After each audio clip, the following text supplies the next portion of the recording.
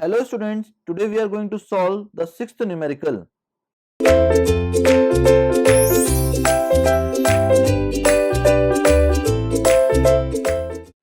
Question is written as the degree of static indeterminacy of the plane frame as shown in the figure is. Now we want to calculate the static indeterminacy of this plane frame which is shown here. Now for the calculation of static indeterminacy, we want to calculate the external static indeterminacy plus internal static indeterminacy. Now we know that the formula of external static indeterminacy will be equals to R minus S, that is the number of support reaction minus number of equilibrium condition. Now in this frame, because of this fixed support, there will be three reactions acting like this, that is vertical, horizontal and movement, and at both the hinge support there will be two reactions acting in the vertical as well as in the horizontal direction. So the total number of support reaction will be equals to 7, and the total number of equilibrium condition we know that it will be equals to 3. So the total external static indeterminacy will be equals to 4.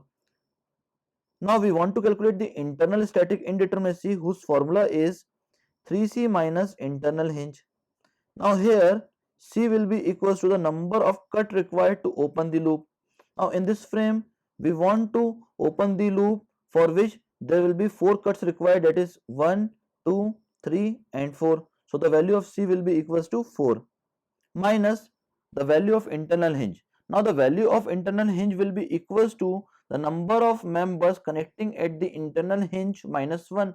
Now at this internal hinge there will be 2 members connecting, so its value will be equals to 2 minus 1. So the value of internal static indeterminacy will be equals to 11.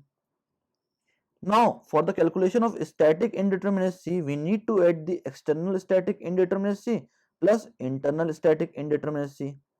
After putting its value, we will get 4 plus 11, it will be equals to 15. So the total static indeterminacy of this plane frame will be equals to 15.